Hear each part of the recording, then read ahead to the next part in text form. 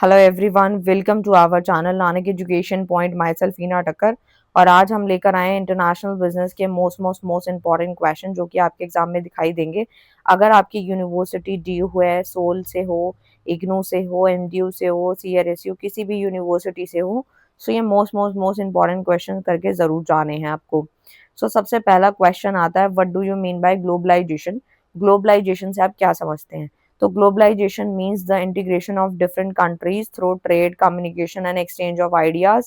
It allows goods and services, technology, and culture to move across national borders. As a result, countries become more interconnected and dependent on each other. It has turned the world into a globe village. यानी कि globalisation से मतलब है, ये जो LPG के जो pillars थे उसका लास्ट वाला जो था, G फॉर ग्लोबलाइजेशन। तो ग्लोबलाइजेशन का मतलब ही क्या होता है? इंटीग्रेशन होता है डिफरेंट कंट्रीज का, जिसमें ग्लोबली जो है वो ट्रेड किया जाता है, कम्युनिकेशन कर सकते हैं। जैसे कि अगर मैं आज यहाँ पे लाइक दिल्ली से आप लोगों को किसी भी स्टेट में या किसी भी कंट्री में पढ़ा रही हूँ, कोई सर्विस दे रही हूँ, तो ग्लोबली मैं इंटरकनेक्टेड हूँ, कम्युनिकेशन हो पा रहा है, मैं अपने आइडियाज़ को एक्सचेंज कर पा रही हूँ। So it allow goods and service, जिसके अंदर कोई भी सामान हो सकता है, कोई सर्विस हो सकती है, कोई टेक्नोलॉजी हो सकती है, या कोई कल्चर जो हो सकता है जो कि हमारे नेशनल बॉर्डर को क्रॉस करता है। ठीक है, और ये एक तरीके से इंटरकनेक्टेड है, डिपेंडेंट है एक तरीके से ईच अदर। तो कनेक्शन ऑफ कंट्रीज है, सबसे पहला पॉइंट तो यही आता है कि ग्लोबलाइजेशन जो होता है वो एक तरीके से कनेक्ट करता है कंट्रीज को, ट्रेड के माध्यम से जो है वो कनेक्ट कर रहा है। कि अगर कोई एक्सपोर्ट इम्पोर्ट कर रहा है, ट्रैवल कर रहा है, कम्युनिकेशन कर रहा है, एक जगह से दूसरी जगह जा रहा है, तो वो भी क्या है, एक तरीके से globalisation. Free movements of goods and services आता है कि goods and services can move across countries with fewer restrictions, कम रिस्ट्रिक्शंस के साथ सामान जो है वो एक दूसरे से, एक जगह से दूसरी जगह जा रहा है, जिसकी वजह से क्या हो रहा है, हेल्प हो रही है, better availability of product and world wide. International trade भी बढ़ रहा है इससे, क्योंकि एक्सपोर्ट इम्पोर्ट की जो एक्टिविटीज है वो बढ़ चुकी हैं ग्लोबलाइजेशन की वजह से। ठीक है, मार्केट एक्सपैंड हो रहा है, बड़ा हो रहा है। क्योंकि अगर मैं बोलूँ कि कोई एक दुकानदार अपने 5 किलोमीटर के दायरे में सामान बेचता है और वहीं वो किसी दूसरी कंट्री में सामान बेच रहा है, तो दैट मीन्स वो एक्सपोर्ट इम्पोर्ट हो रहा है, और कहीं ना कहीं वो ग्लोबलाइजेशन है। टेक्नोलॉजी का भी एडवांसमेंट है कि बिना टेक्नोलॉजी के काम नहीं हो सकता है।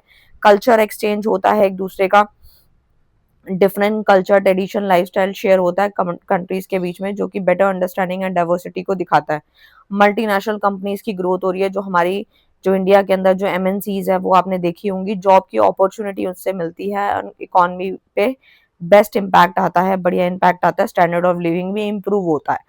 ठीक है, तो नेक्स्ट क्वेश्चन आता है इंटरनेशनल एंड डोमेस्टिक बिजनेस के डिफरेंस पे आते हैं। सो इंटरनेशनल बिजनेस और डोमेस्टिक बिजनेस नाम से ही क्लियर है। सो इंटरनेशनल बिजनेस का मतलब है, ये जो होता है वो बिजनेस की एक्टिविटी कंडक्ट की जाती है दो या दो से ज्यादा कंट्रीज के बीच में, जबकि जो डोमेस्टिक होता है उसमें बिजनेस की एक्टिविटी कंडक्ट की जाती है सिर्फ वन कंट्री के अंदर। ठीक है, एक जगह से दूसरी जगह, लेकिन कंट्री सेम ही होती है। और यहाँ पे दो अलग अलग कंट्रीज के बारे में बात हो रही है, दो अलग अलग कंट्रीज हैं। ठीक है, जैसे कि आप चाइना ले लो, ठीक है, जापान ले लो, या फिर इंडिया ले लो, इंडिया हो गया, ठीक है, या कोई भी आप दूसरी कंट्रीज ले लो, मलेशिया, ये सब।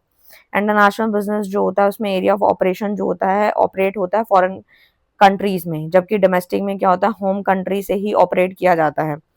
इसमें क्या होता है, डिफरेंट फॉरेन करेंसी इन्वॉल्व होती है, लेकिन इसमें सिर्फ एक ही नेशनल करेंसी यूज होती है। अगर इंडिया की बात करें तो सिर्फ रुपीज ही होगी। ठीक है, एंड ट्रेड रिस्ट्रिक्शन की बात करें तो यहाँ पे इंटरनेशनल ट्रेड लॉज आते हैं, और जहाँ यहाँ पर गवर्नमेंट रिस्ट्रिक्शंस होती हैं। नेक्स्ट लैंग्वेज की बात करें तो लैंग्वेज एंड कल्चर की बात करें तो यहाँ पे आता है different language and culture are involve, जबकि यहाँ पे आता है सेम लैंग्वेज एंड कल्चर, क्योंकि कंट्री के अंदर ही सारा ट्रेड हो रहा है। मतलब कंट्री के अंदर ही जितनी भी डील हो रही है वो कंट्री के अंदर हो रही है, कंट्री से बाहर नहीं हो रही, बॉर्डर लाइन क्रॉस नहीं हो रहा।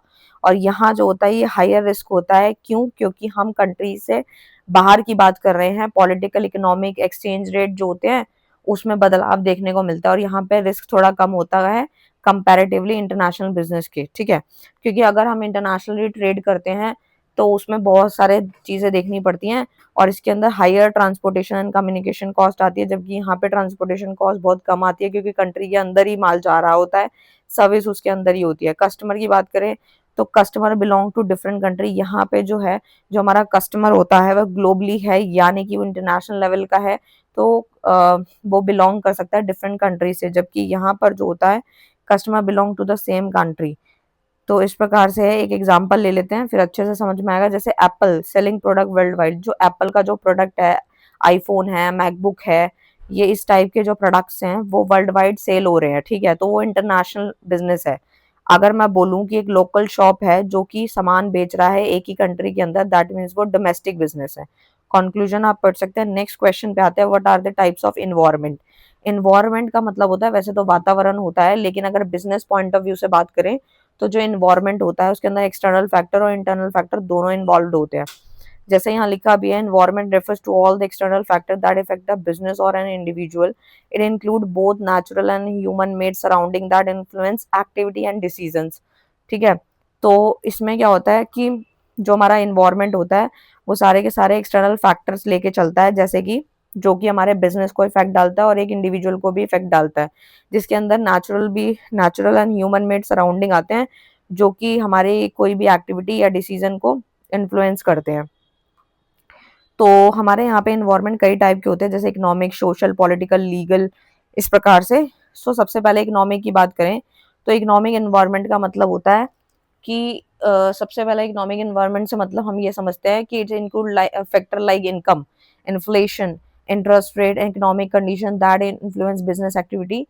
यानी कि इकोनॉमिक इन्वायरमेंट वो होता है जिसमें हमारी जो भी हमारे इनकम होती है, किसी भी इंडिविजुअल की इनकम है, चाहे 10,000 है चाहे 20,000 है, इन्फ्लेशन है, महंगाई है, इंटरेस्ट रेट है, इकोनॉमिक कंडीशंस हैं, ठीक है, जो ये सारी चीजें जो होती है ना वो हमारे बिजनेस की एक्टिविटी पे प्रभाव डालती हैं। So these factor effect demand and purchasing power of the consumer. भाई जाहिर सी बात है, when inflation increases price rises people buy fewer goods, कि अगर महंगाई बढ़ती ही जाएगी, प्राइस बढ़ते जाएंगे सामान के, तो लोग जो है कम खरीदेंगे। ठीक है, आपने देखा भी होगा जब किसी भी चीज की सेल लगती है तो उसमें क्या होता है कि जब प्राइस सस्ते होते हैं तो लोग ज्यादा बाय करते हैं, और महंगाई हो जाती है तो लोग कम खरीदने लगते हैं। तो ये भी एक इकोनॉमिक इन्वायरमेंट है, एक वातावरण है। सोशल इन्वायरमेंट की बात करूँ तो इसके अंदर value, believe, custom, lifestyle of the society that shape consumer behaviour. Business must adjust according to the social trend, यानी कि जो बिजनेस है वो कहीं ना कहीं सोशल ट्रेंड के अकॉर्डिंग एडजस्टमेंट करता रहता है, क्योंकि हर एक बिजनेस को पता होता है। For example, growing health awareness has increase demand for organic and healthy food products, कि आजकल लोगों को पता है कि अगर हम बाहर का फास्ट फूड खा रहे हैं या फिर कोई भी अनदर एग्जाम्पल आप ले सकते हो, तो कहीं ना कहीं हेल्थ अवेयरनेस भी ग्रो हो रही है साइड बाय साइड, जिससे कि जो हमारे ऑर्गेनिक और हेल्दी फूड प्रोडक्ट है उनकी डिमांड भी आज बढ़ रही है। अगर उनकी कॉस्ट ज्यादा है डजेंट मैटर, बट फिर भी लोग बाय कर रहे हैं। ठीक है, तो ये एक पॉइंट है सोशल एनवायरनमेंट का। नेक्स्ट आता है पॉलिटिकल एनवायरनमेंट, इसमें आता है it include government policies, political stability and decision that effect the business operation. यानी कि गवर्नमेंट की जितनी भी पॉलिसीज बनाई गई हैं, पॉलिटिकल स्टेबिलिटी हो गई या कोई भी डिसीजन हो गया, ये सारी चीजें ये हमारे बिजनेस के ऑपरेशन को इम्पैक्ट डालती है। ठीक है, तो जैसे यहाँ पे एक एग्जांपल दिया, new tax policy can increase और डिक्रीज बिजनेस प्रॉफिट, की जाहिर सी बात है जब नई टैक्स स्लैब आती है तो जो न्यू टैक्स पॉलिसी होती है वो हमारे बिजनेस के प्रॉफिट को या तो बढ़ा देती है या तो कम कर देती है। कंपटीशन एक अनदर एग्जांपल है, बट जो मेन पॉइंट है वो न्यू टैक्स पॉलिसी का भी है। वो पॉलिटिकल इन्वायरमेंट का ही एग्जांपल है। नेक्स्ट आता है लीगल इन्वायरमेंट, इसका क्या पॉइंट है, it consist of law and regulation that business must follow to operate legally, it ensure fairness and protect right. For example, companies must follow labour law like minimum wage and working conditions. यानी कहने का मतलब ये है कि मान लो legal legal environment से हम क्या समझते हैं कि इसके अंदर जितने भी लॉज हैं, जितने भी रेगुलेशन हैं जो कि बिजनेस को इम्पैक्ट डालते हैं, कि जब भी कोई बिजनेस ऑपरेट कर रहा होता है तो उसे अपने सिर्फ प्रॉफिट के बारे में ना सोच के ये भी सोचना होता है कि एक जो लेबर है उसको एक मिनिमम वेज मिल रही है या नहीं मिल रही, उसकी वर्किंग के कंडीशन के मुताबिक। ठीक है, तो ये चीजें पता होनी चाहिए। तो वो आता है लीगल इन्वायरमेंट में। नेक्स्ट जो आता है वो आता है टेक्नोलॉजिकल इन्वायरमेंट, जैसे कि related to technology. It include innovation advancement that involve production and communication technology help business become more efficient. For example, online platform and apps have made shopping easier and increase sale. तो देखो भाई, ये तो point सबसे ज्यादा important है। और अगर आप एग्जाम में भूल भी गए तो भी आपको याद रहेगा, क्योंकि टेक्नोलॉजी एडवांसमेंट इतना बहुत ज़्यादा है। क्यों? क्योंकि हम देख रहे हैं कि आजकल इनोवेशन और एडवांसमेंट कितनी ज़्यादा तेज़ी से बढ़ रहा है किसी भी प्रोडक्शन को या फिर किसी भी कम्युनिकेशन को इम्प्रूव करने में, ठीक है? तो इससे क्या होता है, बिज़नेस जो होता है मोर एफिशिएंट हो जाता है। एफिशिएंट कैसे हो जाता है? क्योंकि जो ऑनलाइन प्लेटफ़ॉर्म है या कोई भी ऐप है, शॉपिंग का ऐप है, वो आपके शॉपिंग को ईज़ियर बना रहे हैं आप, और उनकी सेल भी बढ़ रही है। मतलब आपको तो सुविधा मिल रही है, आपके लिए शॉपिंग आसान हो गई। कहाँ आप 2 घंटे लगा के पहले जाओगे मॉल में, फिर उसके बाद डिसाइड करोगे, फिर आप उसकी बिलिंग कराओगे, सो आपको टाइम लगेगा। बट अगर आप घर बैठे-बैठे शॉपिंग करते हो, दैट मीन्स आपकी शॉपिंग ईज़ी हो गई और आपको वैरायटी भी ज़्यादा मिल गई, ऑफर्स भी मिल गए और आपके पास कहीं न कहीं वैरायटी भी मिल गई। सो आपको आपकी शॉपिंग में ईज़ियर वे मिला और साथ ही साथ जो सेल कर रहा है, उसकी सेल तो बढ़ ही गई। तो ये भी एक टेक्नोलॉजिकल एनवायरनमेंट है। नेक्स्ट पॉइंट आता है नेचुरल एनवायरनमेंट का, जैसे कि refers to the natural resources like air, water, land, climate that business depend on its also. So environment protection concern में आता है lack of water supply can affect agriculture production, कि agriculture production में जो भी कमी आ रही है वाटर सप्लाई की, वो भी इफेक्ट डाल रही है आपके एग्रीकल्चर प्रोडक्शन के अंदर। वो एक नेचुरल एनवायरनमेंट का पार्ट है, क्योंकि ये related to air, water, land है, ठीक है।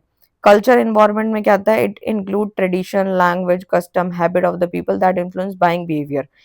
Demand for traditional cloth increase during festival. होता क्या है कि जब हमारा कोई त्योहार आने लगता है, तो जो भी लेडीज होती है उनको लगता है लाइक हमें कोई साड़ी खरीदनी चाहिए या फिर कोई सूट खरीदना चाहिए, तो वो फेस्टिवल के दौरान जो डिमांड बढ़ती है उस ट्रेडिशनल क्लोथ्स की, तो वो कल्चरल एनवायरनमेंट का पार्ट है, क्योंकि वो हमारे रिलेटेड टू ट्रेडिशन, कस्टम, ये सब चीजें उसमें आती हैं।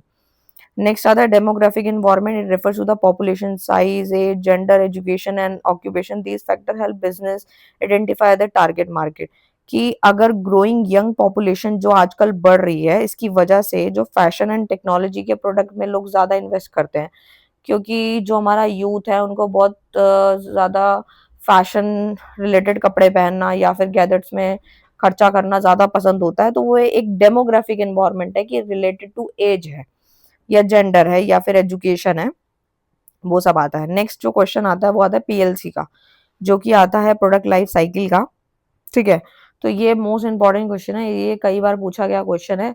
तो पीएलसी में क्या होता है ना, कि इसका फुल फॉर्म होता है प्रोडक्ट लाइफ साइकिल होता है, refers to the stages through which a product passes from its introduction to decline in the market. कि भाई देखो, हर एक बिजनेस का, हर एक इंडिविजुअल का, हर एक प्रोडक्ट का ना एक समय होता है अपना, ठीक है। तो समय की बात करूँ, तो एक प्रोडक्ट की बात करूँ, तो आप कोई भी प्रोडक्ट उठा के देख लो।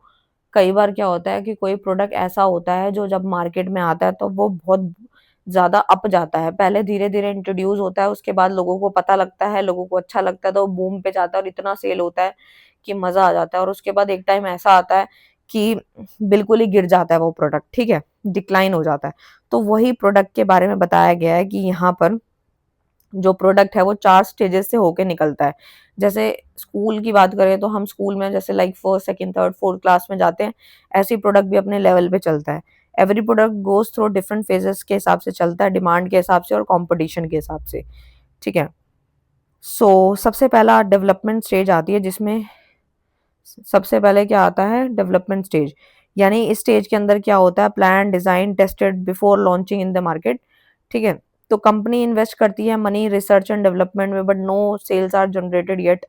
Company creating a new electric scooter model. मान लो कि किसी कंपनी ने एक कोई इलेक्ट्रिक स्कूटर निकाला है, उसका नया मॉडल आया, तो वो इंट्रोड्यूस कर दिया, ठीक है? लोगों को ज़्यादा नहीं पता उसके बारे में, अभी वो सिर्फ आया है। इंट्रोडक्शन स्टेज की बात करूँ, तो इसमें आता है introduction a new smartphone brand. कोई नए प्रोडक्ट का स्मार्टफ़ोन आया, सस्ते में आ गया, अच्छे फीचर्स है, तो बिक जाएगा वो, ठीक है? तो वो इंट्रोडक्शन स्टेज होती है, ठीक है? तो उसके बाद क्या आता है? Growth stage. तो ग्रोथ में क्या आता है? ग्रोथ में आता है at this stage the product gain popularity and sale increase rapidly. और क्या होता है कि जब वो प्रोडक्ट पॉपुलर हो जाता है, तो उसकी सेल बहुत तेजी से बढ़ती है।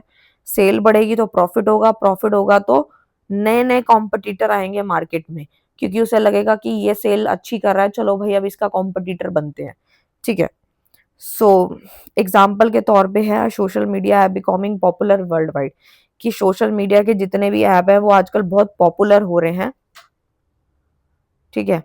उसके बाद आता है मैच्योरिटी स्टेज, जिसमें क्या होता है, soft drink brand like Coca Cola, ठीक है, sales reach the maximum level and the market competition become intense, companies focus on maintaining the customer through advertising and discount. अब होता क्या है ना, जब कोई कॉम्पिटिटर आता है ना मार्केट में, चाहे वो किसी भी प्रोडक्ट का हो, तो अगर हमें कॉम्पिटिटर को बीट करना होता है तो लाइक हम क्या करते हैं, वो जो प्रोडक्ट बेच रहा है हम भी वही बेच रहे हैं, तो उस प्रोडक्ट और हमारे प्रोडक्ट में क्या डिफरेंसेस हो सकते हैं, हम कस्टमर को कैसे अट्रैक्ट करें। तो भाई यही है कि हम एडवर्टाइजमेंट बढ़ा दें, डिस्काउंट दे दें, ऑफर निकाल दें। सो इस प्रकार से डिक्लाइन स्टेज में क्या होता है, जैसे DVD player becoming less popular after streaming platform, in this stage sale and profit start following. यहाँ पे सेल भी गिरती है और प्रॉफिट भी गिरने लग जाता है, क्योंकि टेक्नोलॉजी में बदलाव आ गया, कस्टमर की प्रेफरेंस जो है वो बदलने लग गई। ठीक है, तो कंपनी ने क्या किया, डिसकंटिन्यू कर दिया उस प्रोडक्ट को कि अब तो बिकता ही नहीं है, छोड़ दो। तो वो डिक्लाइन स्टेज है। Now come to the fifth question, जो कि है एक्सप्लेन WTO का, वर्ल्ड ट्रेड ऑर्गेनाइजेशन का। सो ये क्वेश्चन क्या कहता है, तो सबसे पहले मैं आप लोगों को बताऊं कि WTO जो है एक इंटरनेशनल ऑर्गेनाइजेशन है जो कि रेगुलेट करती है, ट्रेड करती है बिटवीन कंट्रीज। जो भी कंट्रीज आपस में ट्रेड कर रही हैं उनको रेगुलेट करने का काम करती है WTO। ये एक तरीके से smooth fair free flow of goods and services across nation, और एक तरीके से ये जितने भी ट्रेड के बीच में डिस्प्यूट होते हैं ना, उनको रिजॉल्व करवाती है WTO, यानी कि वर्ल्ड ट्रेड ऑर्गेनाइजेशन। इसका मकसद ही यही है कि फ्री इंटरनेशनल ट्रेड को प्रमोट करना, टैरिफ्स एंड ट्रेड बैरियर को कम करना, फेयर कंपटीशन को इनकरेज करना, इंटरनेशनल ट्रेड डिस्प्यूट को सॉल्व करना, कि जो भी इंटरनेशनल ट्रेड कर रहा है, एक्सपोर्ट इंपोर्ट कर रहा है, तो उसमें जो भी डिस्प्यूट खड़े हो जाते हैं उनको ये सॉल्व करता है। इकोनॉमिक ग्रोथ इंप्रूव होती है इससे, और लिविंग स्टैंडर्ड बढ़ता है। तो यही सारे पॉइंट्स हैं, आप बना के लिख सकते हैं, वही सारे पॉइंट्स हैं जो मैंने ऊपर बताए।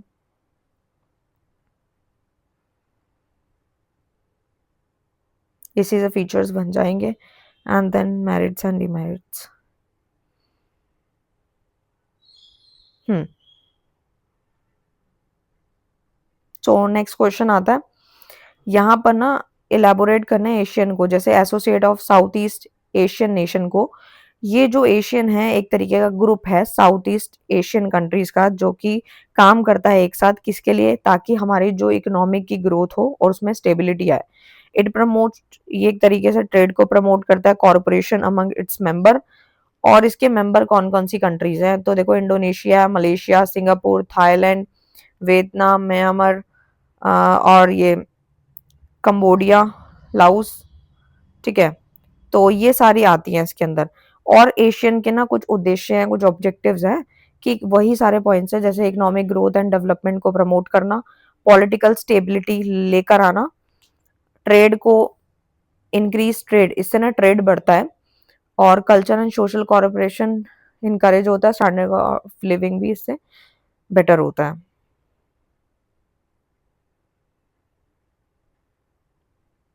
हम्म तो उसके बाद फंक्शंस आ जाते हैं इसके, जैसे कि फ्री ट्रेड प्रमोट करना, वही पॉइंट है, encourage foreign trade, foreign investment, यानी कि जो लार्ज कंज्यूमर मार्केट हो गई, इंटरनेशनल कंपनीज जो होती है ना, एशियन ना अट्रैक्ट करता है इंटरनेशनल कंपनीज को, जैसे लार्ज कंज्यूमर मार्केट हो गया, जैसे many automobile and electronic company establish factory in the Asian countries.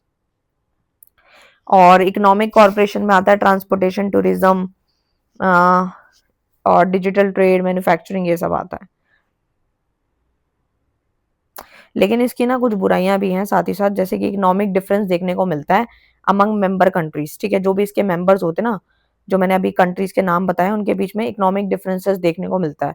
Political instability भी होता है कभी कभी, अनइक्वल डेवलपमेंट लेवल्स भी होते हैं, किसी का लेवल अप होता है, किसी का छोटा होता है, स्ट्रॉन्ग कंपटीशन रहता है आपस में।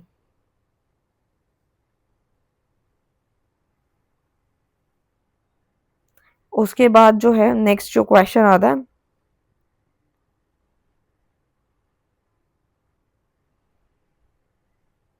नेक्स्ट जो आता है वो आता है USMCA, United state Mexico Canada agreement. ये एक तरीके का एग्रीमेंट है, किसके बीच में, United state Mexico and Canada, जिसने नाफ्ता को रिप्लेस किया है। और इसका मकसद है प्रमोट करना फेयर ट्रेड को, इकोनॉमिक कॉर्पोरेशन को, जो कि हेल्प करता है, ट्रेड बैरियर्स को कम करता है। जो भी ट्रेड करते, एक्सपोर्ट इम्पोर्ट करते दफ़ा जो बैरियर्स आ जाते हैं ना कंट्रीज़ के बीच में, उनको कम करता है ये। एंड इसके उद्देश्य भी लगभग सेम ही है। Free trade amongst member countries को प्रमोट करना, tariffs and trade barrier reduce होता है, वर्कर के राइट्स जो होते हैं, लेबर स्टैंडर्ड उनको प्रोटेक्ट करता है, इन्वेस्टमेंट को इनकरेज करता है। ये सारे पॉइंट्स ही हैं, आप लिख सकते हैं। नेक्स्ट जो आता है वो आता है South Asian association for region corporation, यानी कि सार्क जो है ना वो एक तरीके से ये भी एक ऑर्गेनाइजेशन है जो कि साउथ एशियन कंट्रीज जो कि प्रमोट करती है इकोनॉमिक एंड रीजन कॉरपोरेशन को। ये लेकिन फोकस करती है डेवलपमेंट पे, पॉवर्टी को कम करने में, जो गरीबी है उसको कम करने में मदद करती है और कल्चरल एक्सचेंज को बढ़ावा देती है। सार्क का मकसद ही यही है, quality of life in the member country improve हो, कि जो इसकी कंट्रीज के मेंबर्स हैं उनकी जो क्वालिटी ऑफ लाइफ है ना वो इम्प्रूव हो जाए। और इसका मकसद ये यही है कि promote economic and region corporation, social and cultural development को इम्प्रूव करना, trade among South Asian countries को इससे इंक्रीज होता है, मतलब इंक्रीज होता है ट्रेड, और पीस एंड स्टेबिलिटी मेंटेन रहती है। पावर्टी तो इसका मेन मोटिव है। अगर पावर्टी कम होगी, वेट, अगर पावर्टी कम होगी तो ऑटोमेटिक लिविंग स्टैंडर्ड हमारा इम्प्रूव हो जाएगा। तो ये सारे पॉइंट्स हैं, ये तो लगभग सेम ही थे।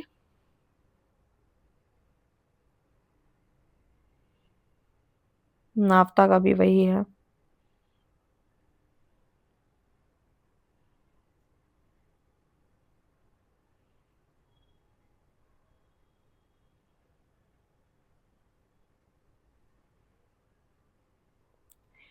उसके बाद आता है जो हमारा डिफरेंस आता है वो आता है फिक्स एक्सचेंज रेट और फ्लेक्सिबल एक्सचेंज रेट का। तो एक तरीके से यहाँ पर जो बताया गया है फिक्स एक्सचेंज रेट क्या होता है। फिक्स एक्सचेंज रेट का मतलब exchange rate is fix by the government. Government ने जो रेट फिक्स कर दिया, सेंट्रल बैंक ने जो फिक्स कर दिया वही रेट रहेगा, उसमें कोई भी बदलाव नहीं आएगा, नाम से क्लियर है, फिक्स्ड है। फ्लेक्सिबल जो चेंज हो सकता है, यानी exchange rate determined by market demand and supply. जो हमारी मार्केट की जो डिमांड है और जो सप्लाई है उसकी वजह से जो एक रेट निकल के आया है, ये उसके ऊपर आधारित रहता है, डिमांड एंड सप्लाई चेंज होती रहती है, तो उसकी वजह से ये रेट आता है। और इसके अंदर आता है कि ये ना सेंट्रल बैंक जो है control by the central bank, और जो ये आता है control by foreign exchange market forces के द्वारा कंट्रोल किया जाता है। इसके अंदर स्टेबिलिटी थोड़ी ज़्यादा रहती है, प्रिडिक्टेबल है, क्योंकि ये सरकार द्वारा ही डिसाइडेड होता है, बट यहाँ पे ऐसा कुछ नहीं है, ये फ्रिक्वेंटली चेंज होता रहता है according to the market condition. High government interventions required होती है क्योंकि इसमें गवर्नमेंट की थोड़ी देखा दिखाई होती है वो, और यहाँ पे बहुत ही कम गवर्नमेंट इंटरवेंशन होता है। और रिस्क की बात करें तो यहाँ पे काफ़ी लोअर एक्सचेंज रेट रिस्क होता है, जबकि यहाँ पे काफ़ी हाई होता है। यहाँ की बात करूँ तो जैसे यहाँ लिखा भी है, Chinese yuan system link closely to US dollar, and यहाँ पे जो आता है यूएस डॉलर हो गया, इंडियन रुपी हो गया, मोस्टली फॉलो फ्लेक्सिबल रेट, ये सब जो है वो फ्लेक्सिबल रेट को फॉलो अप करते हैं। उसके बाद नेक्स्ट आता है, एक डिफरेंस है tariff measures and non tariff measures. देखो इसके अंदर क्या आता है कि जैसे कि टैक्सेस ऑन ट्रेड गुड्स, जो भी हम ट्रेड करते हैं गुड्स का, तो उसके ऊपर जो टैक्सेस लगते हैं वो टैरिफ मेजर्स में आते हैं, और जो नॉन टैरिफ मेजर्स आते हैं नॉन टैक्स रिस्ट्रिक्शन, कि जो भी नॉन टैक्स ट्रेड हो रहा है उस पर रिस्ट्रिक्शंस क्या क्या रहेंगी। पर्पस की बात करूं तो इसके अंदर राइज प्राइजेस ऑफ इंपोर्ट, यहाँ पे कंट्रोल क्वांटिटी और क्वालिटी, कि क्वांटिटी एंड क्वालिटी कंट्रोल रहती है। यहाँ मॉनेटरी मेजर्स होते हैं, यहाँ रेगुलेटरी होते हैं। इसका ना एक एग्जांपल है, जैसे import duty on cars, car के ऊपर जो इम्पोर्ट ड्यूटी लगती है ना वो आती है हमारी टैरिफ मेजर्स में, जबकि यहाँ पे जो आता है इम्पोर्ट क्वाटा ऑन शुगर वो आता है नॉन टैरिफ मेजर्स में। और इसके और भी अनदर एग्जांपल्स हो सकते हैं, जरूरी नहीं है यही लिखने हैं, लिख सकते हैं। नेक्स्ट आता है एफडीआई है। एफडीआई क्या होता है, तो देखो भाई एफडीआई का मतलब है फॉरेन डायरेक्ट इन्वेस्टमेंट।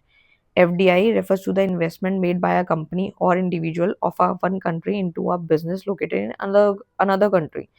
एफडीआई नाम से लिया फॉरेन डायरेक्ट इन्वेस्टमेंट, कि हम कुछ इन्वेस्टमेंट कर रहे हैं, मेड बाय अ कंपनी, या तो कोई कंपनी करेगी या कोई इंडिविजुअल करेगा, one country into a business located in another country, जिसका बिजनेस जो लोकेटेड है किसी अनदर कंट्री में, लेकिन वो पैसा किसी और कंट्री में लगा रहा है।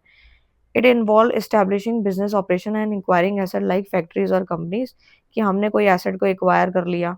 एफडीआई मदद करती है कैपिटल को ब्रिंग करने में, टेक्नोलॉजी को बढ़ाने में, या फिर इस प्रकार से। एफडीआई के कुछ फीचर्स हैं, जैसे कि लॉन्ग टर्म इन्वेस्टमेंट होती है किसी अनदर कंट्री में, ठीक है, सेम कंट्री में नहीं। Investor gate control and management influence in involve transfer of capital, क्या आपने अपनी कैपिटल को ट्रांसफर किया, टेक्नोलॉजी को या फिर किसी स्किल को, तो वह एफडीआई है। इसके फायदे क्या है? इससे लोगों को काम मिलता है, अपॉर्चुनिटी मिलती है, एंड फॉरेन कैपिटल जो है उसमें बढ़ावा मिलता है, टेक्नोलॉजी एंड मैनेजमेंट स्किल को आप ट्रांसफर कर रहे हो, एक्सपोर्ट इंक्रीज होता है, इकोनॉमिक ग्रोथ भी इससे इंक्रीज होती है, इंटरनेशनल बिजनेस के रिलेशन काफ़ी अच्छे हो जाते हैं। बुराई की बात करूँ तो यही है, डोमेस्टिक कंपनी बहुत ज़्यादा स्ट्रॉन्ग चीज़ें फेस करती हैं, क्योंकि उनके कॉम्पिटिटर इंटरनेशनल आ जाते हैं, एंड प्रॉफिट में भी transfer back to the investor home country, और जो प्रॉफिट है वो ट्रांसफर हो जाता है दोबारा से होम कंट्री में जिसने इन्वेस्ट किया था, एंड इकोनॉमिक डिपेंडेंस रहती है, फॉरेन कंपनीज को लेके बढ़ जाती है। इससे पॉइंट्स लिख सकते हैं।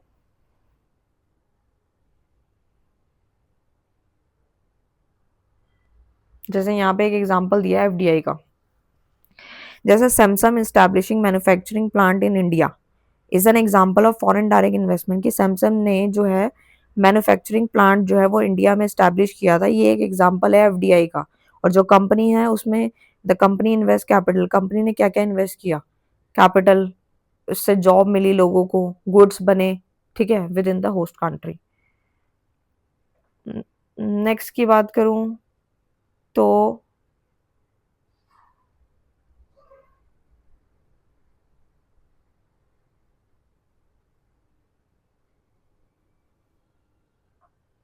बीपीओ है, जो कि आता है हमारा बिजनेस process outsourcing.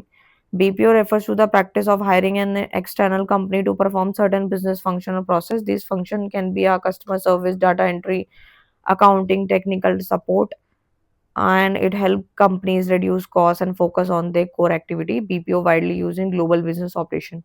देखो भाई, जो बीपीओ है बहुत सारे बच्चों ने इसका नाम सुना ही होगा, हो सकता है कि आपने इसमें काम भी किया हो, ठीक है। तो बीपीओ जो होता है एक तरीके की प्रैक्टिस ऑफ हायरिंग है external company to perform certain business function.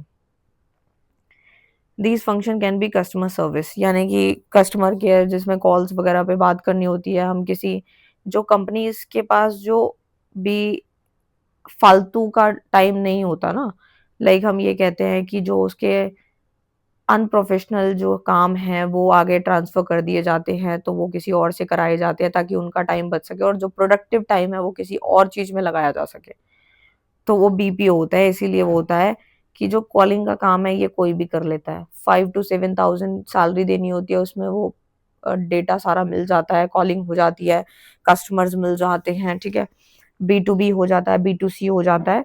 Outsourcing of non core business activity, यानी कि हम अपना जो काम है वो आउटसोर्स कर रहे हैं। Service are provided by specialised external companies, help reduce operation.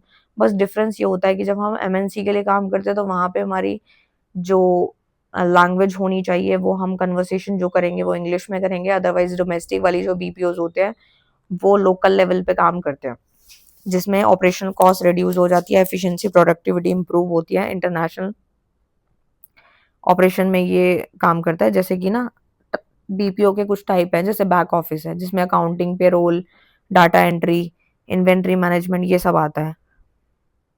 Front office BPO की बात करूँ तो कस्टमर सपोर्ट है, टेली मार्केटिंग है, टेक्निकल असिस्टेंट है, कॉल सेंटर का आपने नाम सुना होगा जिसका मैं अभी एग्जांपल दे रही थी, तो telecom company outsourcing customer care services, ठीक है। कैटेगरीज की बात करूं तो ऑफशोर आउटसोर्सिंग होती है, जिसमें कंपनी जो है वो एक तरीके से company United State outsourcing call centre service to India. BPO के कुछ फायदे हैं, ऑपरेटिंग कॉस्ट कम रहती है, एफिशिएंसी प्रोडक्टिविटी बढ़ जाती है, एंड साथ ही साथ जो हमारे स्किल प्रोफेशनल्स होते हैं वो लिए जाते हैं, कस्टमर सर्विस भी इससे इम्प्रूव होती है। लेकिन इसके कुछ बुराई भी है, रिस्क रहता है डाटा सिक्योरिटी का, प्राइवेसी इशू का, कि जो भी डेटा आया है उसको हम खुद भी यूज़ कर सकते हैं और वो लीक हो सकता है। कम्युनिकेशन एंड लैंग्वेज में बैरियर आ सकते हैं, अगर किसी को इंग्लिश अच्छी नहीं आती है या फिर कोई अदर लैंग्वेज नहीं आती और वो किसी और इंडिविजुअल से बाहर की कंट्री में कम्युनिकेट कर रहा है तो ढंग से नहीं कर पाएगा, लैंग्वेज उसका बैरियर बनेगा। And dependence on external service provider, possible reduction in service quality, धीरे धीरे सर्विस की क्वालिटी घटती चली जाती है। और आते हैं नेक्स्ट क्वेश्चन की तरफ, जो कि है व्हाट इज स्ट्रैटेजिक अलायंस।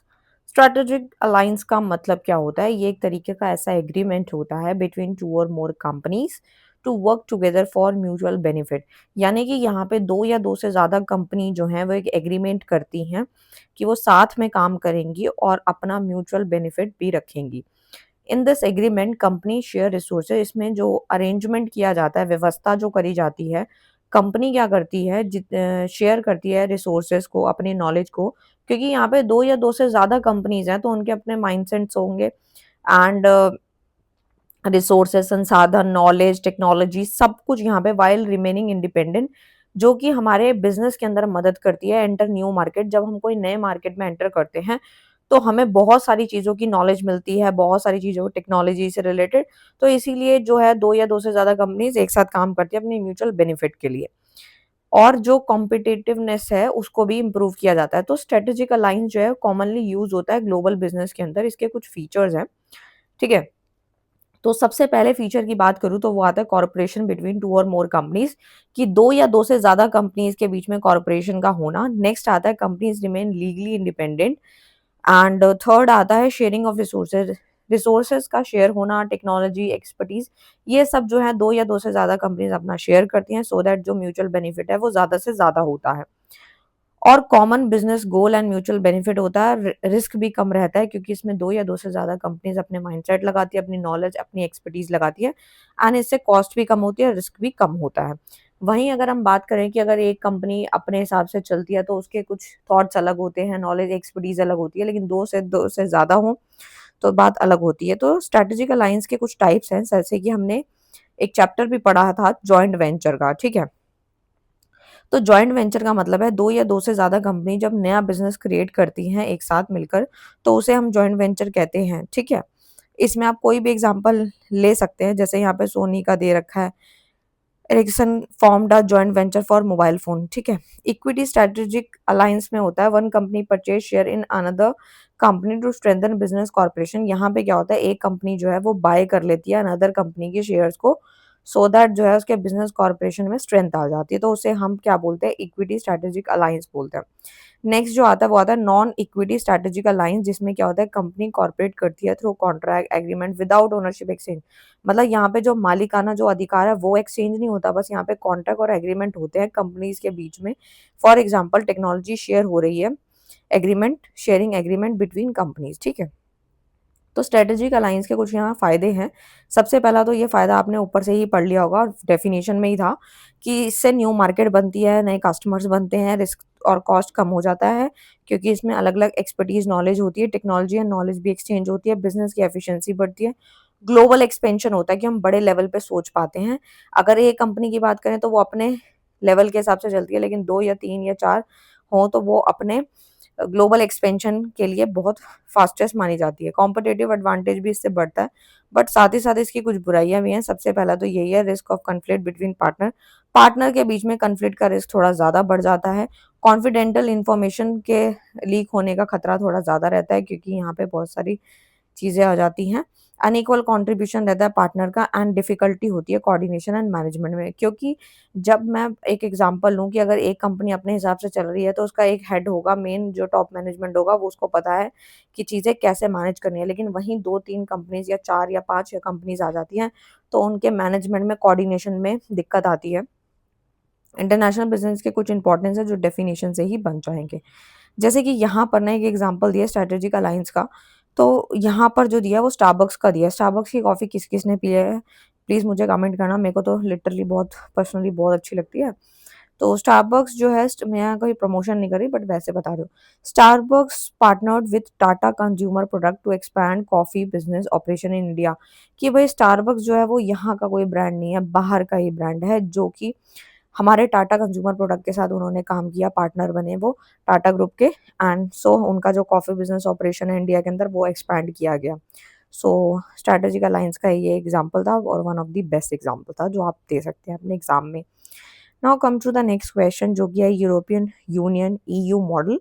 ये क्या बताता है? जो ईयू मॉडल है वो एक तरीके से रेफर करता है high level of economic and political integration among European countries की। जितनी भी यूरोपियन कंट्रीज हैं उनके बीच का जो इंटीग्रेशन होता है, इकोनॉमिक एंड पॉलिटिकल इंटीग्रेशन जो होता है, उस जो मतलब कह सकते हैं कि high level of economic and political integration among European countries allow free movement of goods की। एक तरीके से जो भी सामान है वो एक तरीके से फ्री मूव करेगा, services, capital, people among member nation. देखो भाई हम जो किताब पढ़ रहे हैं उसका नाम ही क्या है? International business. तो देखो भाई इंटरनेशनल बिजनेस में यही सारी चीज़ें आती हैं कि बाहर की जो एक्सपोर्ट इंपोर्ट होना, सामान, सर्विसेज, नॉलेज, तो उन्हीं के बारे में बताया जा रहा है कि ईयू जो है वो फॉलो करता है कॉमन पॉलिसीज को, और सिंगल मार्केट होती है इन सम कंट्रीज। ठीक है, कॉमन करेंसी भी इनकी जो है वो यूरो है। ठीक है, and it is consider one of the most advance form of the region integration. ठीक है, इसके कुछ उद्देश्य हैं। तो सबसे पहला तो यही आता है कि ये फ्री ट्रेड को जो है प्रमोट करते हैं, क्योंकि देखो ट्रेड हो पाएगा तभी तो कहीं ना कहीं ग्रोथ होगी ना, इकोनॉमी की जीडीपी में कंट्रीब्यूशन होगा, economic and political corporation ensure होता है, और एक तरीके से पीस एंड स्टेबिलिटी रही इन यूरोप में। Create a single market for goods and service, labour and capital. कि सिंगल मार्केट के लिए भाई सामान तो चाहिए, सर्विस भी चाहिए, लेबर भी चाहिए काम करने के लिए, और पूंजी भी चाहिए। ठीक है, तो लिविंग स्टैंडर्ड, इकोनॉमिक ग्रोथ इससे इंप्रूव होती है, और इंटीग्रेशन यूनिटी इंकरेज होती है। आप जाहिर सी बात है कि जब आप खुद ही सोच सकते हो, जब हमारा पहला पॉइंट ही फ्री ट्रेड है को प्रमोट करना है, तो आप खुद सोचो जब ट्रेड होगा तो कहीं ना कहीं हमारे जो कंट्री है उसके अंदर स्टेबिलिटी आएगी, उसके अंदर फिर लिविंग स्टैंडर्ड अच्छा होगा, और वहीं कहीं इंटीग्रेशन यूनिटी देखने को भी मिलेगी। ठीक है, तो वही सारे पॉइंट्स हैं जो लिख सकते हैं। एंड इसके कुछ एडवांटेजेस हैं, फिर से वही है, यूनिफाइड, लार्ज यूनिफाइड मार्केट है, free movement of goods and labour है। कुछ पॉइंट्स मैं इसीलिए जल्दी जल्दी करा देती हूँ क्योंकि वो ऑलरेडी सेम लगभग वही होते हैं, फीचर से ही एडवांटेजेस बनते हैं। ठीक है, ट्रेड एंड इन्वेस्टमेंट इंक्रीज हो रहा है, वही सारे पॉइंट्स हैं। ठीक है, लेकिन साथ ही साथ इसकी बुराई भी है। बुराई क्या? इकोनॉमिक डिफरेंस देखने को मिलता है। ठीक है, अब जैसे कि economic difference among member countries, जो मेंबर कंट्रीज होते हैं ना, मेंबर जो भी उस कंट्री के मेंबर्स हैं उनके बीच में कुछ इकोनॉमिक डिफरेंस देखने को मिलता है। डिसीजन मेकिंग के प्रोसेस काफ़ी कॉम्प्लेक्स हो जाते हैं, इतना ईजी नहीं होता है। ठीक है, क्योंकि अच्छाई के साथ साथ बुराई भी होती है। फाइनेंशियल क्राइसिस अगर one country can affect other, कि अगर मान लो कि हम कोई ट्रेड कर रहे हैं, ठीक है, और क्राइसिस आ जाते हैं, तो मैंने आपको ऊपर भी बताया था जब मैं पढ़ा रही थी पेट्रोल का, मैंने गैस का, ये सिलेंडर ये महंगे हो गए, ये सब क्या है? क्राइसिस व्राइसिस आएगा, ये सब होगा। तो ये सब क्या है? ये सब यही है कि कहीं ना कहीं हमें जो चीज़ें हैं जो बताई जा रही हैं, देख रहे हैं हम, तो वो यही है कि फाइनेंशियल क्राइसिस जब कंट्री के अंदर देखते हैं तो वो अदर कंट्रीज को भी इन्फेक्ट डालते हैं, कि जो एक कंट्री के अंदर हो रहा है उसकी वजह से दूसरी कंट्री भी इम्पैक्ट में आती है। जैसे आपने देख ही लिया होगा इंडिया के अंदर loss of some national economic control.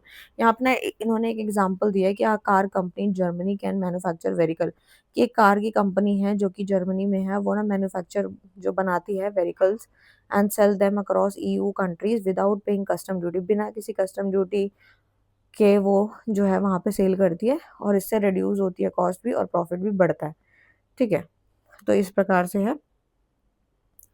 तो देखो वैसे तो मैं आउटसोर्सिंग ऊपर आपको पढ़ा चुकी हूँ, लेकिन इसमें मैंने आपको बीपीओ भी पढ़ा दिया था।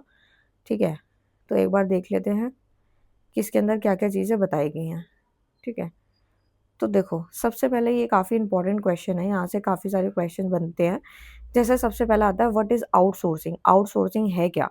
Outsourcing refers to the process of hiring an external party to perform certain business activity instead of doing them internally.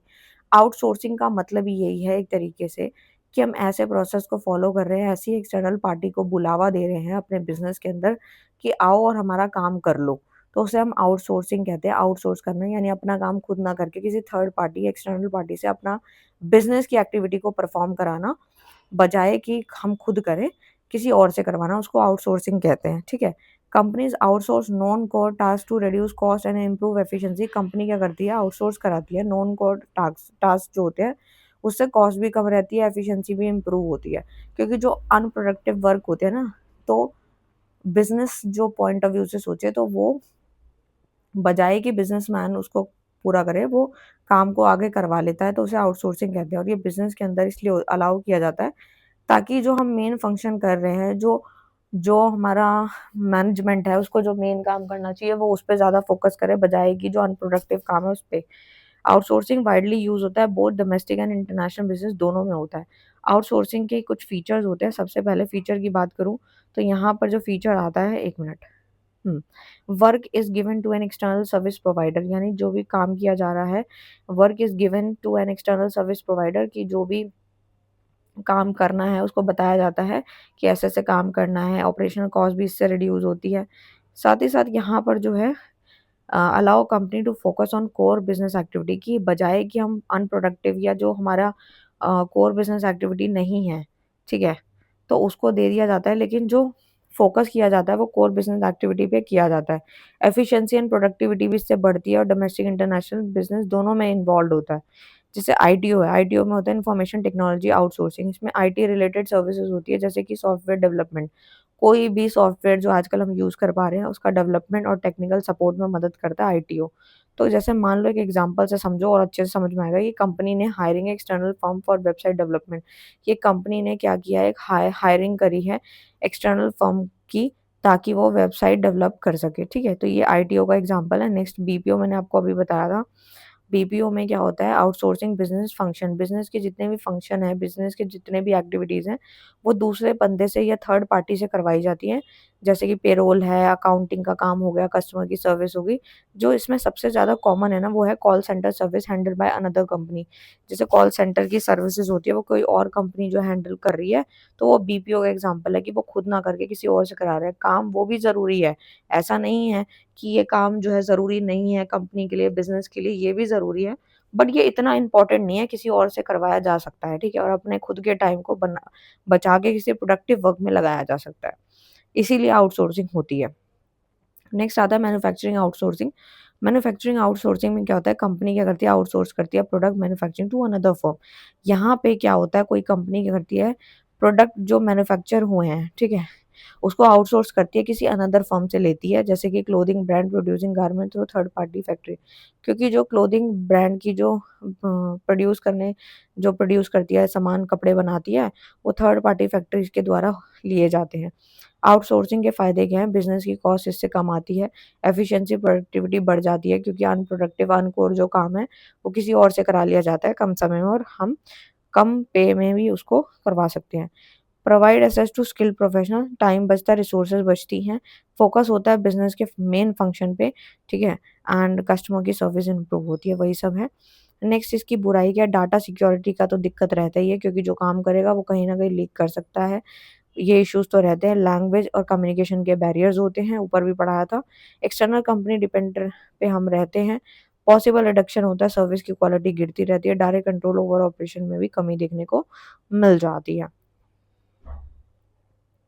यहाँ पे ना इन्होंने एग्जांपल दिया है कि जैसे Apple outsourcing manufacturing operation to factories in China is the example of outsourcing in international business. कि एक तरीके से जो एप्पल जो है वो आउटसोर्स करता है manufacturing operation to factories in China. ये बेस्ट एग्जांपल हो सकता है आउटसोर्सिंग इन इंटरनेशनल। नेक्स्ट जो कॉन्सेप्ट जो क्वेश्चन आता है वो आता है फ्रेंचाइजिंग का। ये काफ़ी पॉपुलर है, मतलब आज के टाइम पे बहुत चल भी रहा है ये। और फ्रेंचाइजिंग एक तरीके से बिज़नेस का एग्रीमेंट है, जिसमें वन पार्टी जो होती है, जिसको हम फ्रेंचाइज़र कहते हैं, जो कि gives the right to another party, जिसे हम फ्रेंचाइज़ी बोलते हैं, to use its brand name, trademark, business model, ठीक है? जैसे अब मैकडॉनल्ड्स है, बर्गर किंग है, अगर किसी को अपना खोलना है तो उसको पहले फ्रेंचाइज़ी लेनी पड़ेगी, ठीक है? तो अगर मान लो मुझे खरीदनी है तो मैं फ्रेंचाइज़ी हूँ, और जिससे मैं लूँगी वो मेरा फ्रेंचाइज़र होगा, ठीक है? तो उसमें brand name, trademark, business model, हर एक चीज़ का जो है वो राइट हमें मिलता है। Franchisee operate the business according to the franchisor guideline के अकॉर्डिंग। इसमें क्या होता है, इन रिटर्न द फ्रेंचाइज़ी पे फी, यहाँ पे फीस और लॉयल्टी भेजी जाती है।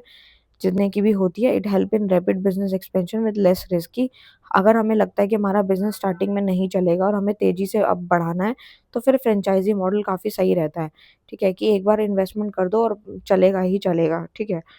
पार्टी इन फ्रेंचाइज़िंग फ्रेंचाइज़र की जो जैसे कि सबसे पहला आता है फ्रेंचाइज़र।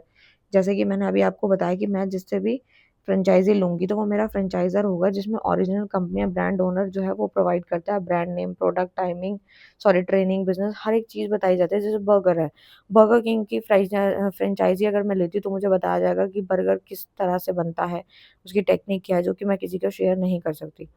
फ्रेंचाइज़ी क्या होता है द पर्सन कम और company that buy the right to operate the franchise business. Franchisee यहाँ पे मान लो मैं हूँ, कोई पर्सन या कोई कंपनी हो सकता है जिसको राइट मिलेगा कि वो उसका फ्रेंचाइज़ी मॉडल यूज़ कर सके। फ्रेंचाइज़ी के कुछ फीचर्स हैं, सबसे पहला तो यही है कि आप उसके ब्रांड नेम को जो उसने एस्टेब्लिश किया उसको इस्तेमाल कर रहे हो। एक फीस एंड लॉयल्टी भरनी है, ट्रेनिंग एंड सपोर्ट मिलेगा, रूल्स एंड स्टैंडर्ड को ऑपरेट करना है एंड बिज़नेस एक्सपेंशन जो होगा बहुत तेज़ी से होगा इसमें क्योंकि ऑलरेडी सब चला है, बस आप उसके नेम को, ब्रांड नेम को, ट्रेडमार्क को यूज़ कर रहे हो। टाइप ऑफ फ्रेंचाइज़िंग की बात करूँ तो प्रोडक्ट फ्रेंचाइज़ में क्या होता है, यहाँ पे जो फ्रेंचाइज़ी होती है सेल करता है प्रोडक्ट टू द फ्रेंचाइज़र, ठीक है? तो यानी कि जो ऑटोमोबाइल डीलरशिप है वो यहाँ पे प्रोडक्ट फ्रेंचाइज़ में आता है। बिज़नेस फॉर्मेट फ्रेंचाइज़ की बात करूँ जिसमें फास्ट फूड रेस्टोरेंट चेन जो चली आ रही है आजकल जो मैं अभी एग्ज़ाम्पल दे रही हूँ बर्गर किंग का, वो सब आता है। और फ्रेंचाइज़ी के यहाँ पे कुछ मॉडल्स हैं जैसे कि सबसे पहले तो एडवांटेजेस आता है कि वही रैपिड बिज़नेस एक्सपेंशन है, lower investment risk for franchisor है, franchisee get established brand recognition से वो चला सकता है, बिज़नेस सपोर्ट और ट्रेनिंग तो मिलती है, वही सारे पॉइंट्स ही हैं। लेकिन इसकी कहीं न कहीं बुराई भी है, बुराई क्या है? फ्रेंचाइज़ी जो होता है हैज़ लिमिटेड बिज़नेस फ्रीडम उसको जो अपनी आज़ादी जो अपने काम करने का तरीका है वो बहुत कम होता है क्योंकि उसको जो है यहाँ पे सारी सुविधाएँ नहीं मिलती हैं कि अगर वो सोचे कि सेल भी हो जाए, पैसा भी कमा लूँ, अपने इच्छा से भी चल लूँ, तो वो नहीं होता। Franchise fees and loyalty can be expensive, ठीक है? इसकी फीस एंड लॉयल्टी काफ़ी एक्सपेंसिव होती है, ठीक है? जैसे आप उम, बात करें उसकी मैकडॉनल्ड्स की, डोमिनोज़ की, तो इनकी फ्रेंचाइज़ी काफ़ी महँगी है। Poor performance of one outlet can effect brand reputation कि अगर कोई परफॉर्मेंस पुअर होती है किसी आउटलेट की, तो वो ब्रांड रेपुटेशन पे इफेक्ट डालता है। कॉन्फ्लिक्ट भी अराइज़ हो जाते हैं फ्रेंचाइज़र और फ्रेंचाइज़ी के बीचों-बीच, ठीक है?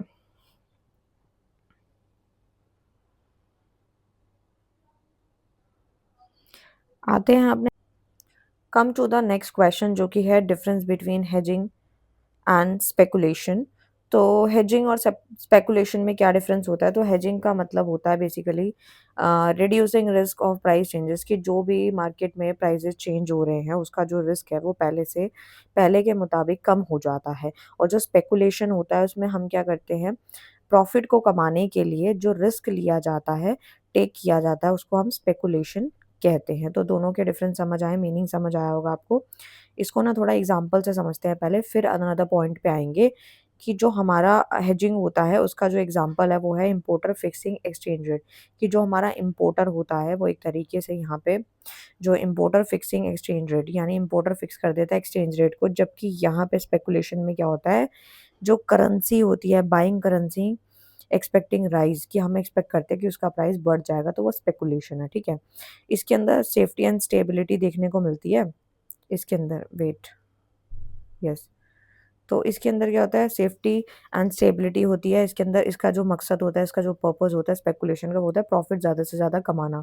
इसका रिस्क कम होता है तो इसका काफ़ी हाई होता है क्योंकि यहाँ पे रिस्क ही लिया जाता है और प्रॉफिट कमाने के लिए तो हाई रिस्क तो होगा, यहाँ पे कोई रिस्क नहीं होता क्योंकि यहाँ पे सिर्फ प्राइस के चेंज होने की वजह से रिड्यूस मतलब प्राइस के जो चेंजेस हो रहे हैं उससे रिस्क जो है वो पहले के मुताबिक कम हो जाता है। टू प्रोटेक्ट अगेंस्ट लॉस्ट होता है, ये टू मेक हाई प्रॉफिट, हम हाई प्रॉफिट के बारे में ज़्यादा सोचते हैं।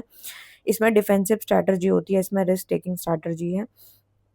हाँ, ठीक है, इस प्रकार से आप लिख सकते हैं। इसमें अनसर्टेनिटी कम होती है, इसमें मार्केट जो है वो इंक्रीज़ करती है, वॉलेटिलिटी, ठीक है? ये इस प्रकार से जो है आप लिख सकते हैं। इसमें ना basically based on risk avoidance risk को अवॉइडेंस करने का एक बेस्ड है, जबकि ये हमारा जो है वो प्रिडिक्शन ऑफ प्राइसेस पे बेस्ड होता है, ठीक है। इस प्रकार से नेक्स्ट जो क्वेश्चन आता है वो आता है कंपैरेटिव एडवांटेज और एब्सोल्यूट एडवांटेज के बीच का अंतर क्या है।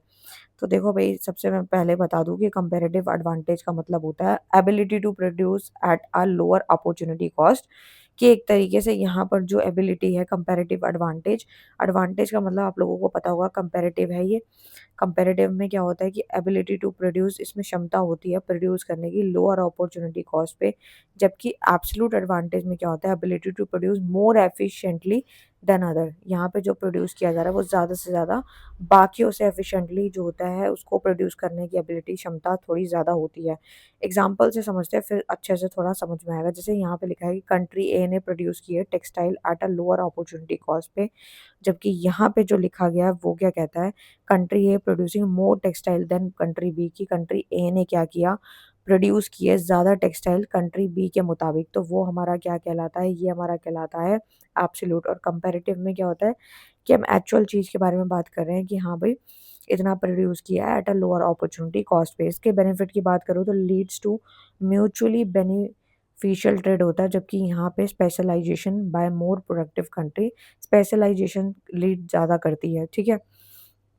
और इसमें फोकस किया जाता है अल्टरनेटिव यूजेस ऑफ रिसोर्सेज, कि हम अलग अलग तरह के संसाधन इस्तेमाल कर पा रहे हैं, जबकि यहाँ पे फोकस किया जाता है प्रोडक्टिविटी एंड आउटपुट पे किया जाता है, ठीक है। और अपॉर्चुनिटी कॉस्ट यहाँ पे कंपेयर होती है, जबकि यहाँ पे डायरेक्ट प्रोडक्शन कॉस्ट को कंपेयर किया जाता है। इतने पॉइंट भी आप सफिशिएंट है, एग्जाम्पल दो बार हो गए तो सेम ही है, एक ही होगा, एक ही लिखना है। नेक्स्ट आता है एक्सप्लेन मर्जर क्या होता है। तो मर्जर आप लोगों ने एक इसका ऊपर ना एक चैप्टर था तो आपने वो भी पढ़ा होगा। तो मर्जर देख लेते हैं, एक्सप्लेन मर्जर। तो मर्जर एक तरीके का बिजनेस का कॉम्बिनेशन होता है जिसमें दो या दो से ज़्यादा कंपनी ज्वाइन करती है, हाथ मिलाती हैं together to form a single entity. एक सिंगल एंटिटी को बना के खड़ा कर देते हैं, उसे हम मर्जर कहते हैं, मर्ज होना, ठीक है। दो या दो से ज़्यादा कंपनी जब ज्वाइन टुगेदर सिंगल एंटिटी बनाती है तो उसे हम मर्जर कहते हैं। It is done to achieve growth, एक तरीके से ये हमारी ग्रोथ को जो है अचीव कराती है, कंपटीशन कम होता है इससे, एफिशिएंसी भी इससे बढ़ती है। और मर्जर जब हो जाता है तो कंपनी ना क्या करती है, ऑपरेट कर पाती है एज वन ऑर्गेनाइजेशन, जो कि मदद करती है मार्केट को बढ़ाने में, अपने रिसोर्सेज एंड शेयर को बढ़ाती है और उससे मार्केट भी एक्सपैंड होती है। हॉरिजॉन्टल मर्जर क्या होता है, तो देखो मर्जर के कुछ टाइप्स होते हैं, एक होता है हॉरिजॉन्टल, एक होता है वर्टिकल, एक होता है कॉन्ग्लोमेरेट। ये 2-3 तरह के मर्जर्स होते हैं, ठीक है। तो सबसे पहले की बात करूँ, हॉरिजॉन्टल की बात करूँ तो इसमें ना merger between companies operating in the same business entity, की बिजनेस की एंटिटी इंडस्ट्री जो है वो बिल्कुल सेम है, बट मर्जर जो हो रहा है वो किसके बीच हो रहा है, कंपनीज के बीच में हो रहा है, ठीक है। तो जैसे इसका ना एक एग्जांपल है, two automobile company combining together, की है दोनों सेम, ठीक है। वो भी ऑटोमोबाइल की है, वो भी ऑटोमोबाइल की। जैसे एक कंपनी ए है, ठीक है, यहाँ लिखती हूँ मैं, लेट्स सपोज ये कंपनी ए है और ये कंपनी बी है, ठीक है। तो दोनों ही ऑटोमोबाइल की कंपनीज है जो एक साथ मिलके काम कर रही है, तो उसे हॉरिजॉन्टल बोलेंगे। वर्टिकल में क्या होता है, merger between companies involve in different stages of production और सप्लाई चेन, कि एक तरीके से जो प्रोडक्शन की जो स्टेजेस होती है, डिफरेंट स्टेजेस इन्वॉल्व होती है इसके अंदर। और मर्जर जो होता है वो भी कंपनीज के बीचों बीच होता है, जिसको हम अदर नेम बोलते हैं सप्लाई चेन। फॉर एग्जाम्पल, अब manufacturer merging with a supplier company, की एक मैन्युफैक्चरर जो कंपनी है उसने सप्लायर कंपनी के साथ मर्जिंग करी है, तो उसे हम वर्टिकल बोलेंगे। यहाँ पे कंपनी अलग अलग है। कॉन्ग्लोमेरेट मर्जर में क्या होता है, merger between company operating in completely different industry, और यहाँ पे क्या होता है बिल्कुल ही अलग डिफरेंट इंडस्ट्रीज होती हैं। जैसे कि यहाँ पे टेक्नोलॉजी कंपनी मर्ज कर रही है किसी फूड कंपनी है, कहाँ टेक्नोलॉजी कंपनी, कहाँ फूड कंपनी, तो दोनों ही अलग हैं और दोनों ही मर्ज कर रहे हैं। नेक्स्ट आता है मर्जर के कुछ फ़ायदे हैं। सबसे पहला, मार्केट शेयर बढ़ जाता है, बिज़नेस में ग्रोथ ज़्यादा होती है, कॉम्पिटिशन घट जाता है, ठीक है, क्योंकि मर्ज हो रहे हैं। एंड एफिशिएंसी इंप्रूव होती है, प्रोडक्टिविटी बढ़ती है, रिसोर्स टेक्नोलॉजी में भी बढ़ावा मिलता है, इस प्रकार से है। लेकिन इसकी कुछ बुराइयाँ भी हैं, जैसे इंटीग्रेशन प्रोसेस कॉम्प्लेक्स हो जाता है, एम्प्लॉय ले ऑफ पॉसिबल होता है इसमें, ठीक है। कल्चर एंड मैनेजमेंट कॉन्फ्लिक्ट्स देखने को मिलते हैं, फाइनेंशियल कॉस्ट ज़्यादा आती है, मोनोपोली का रिस्क जो होता है कंपटीशन के मुताबिक वो कम हो जाता है, क्योंकि मार्केट में सब एक साथ हाथ मिला रहे होते हैं और काम कर रहे होते हैं। तो इसी प्रकार से आप now come to the last question, ये हमारा लास्ट क्वेश्चन है, उसके बाद ये पीडीएफ समाप्त हो जाएगी।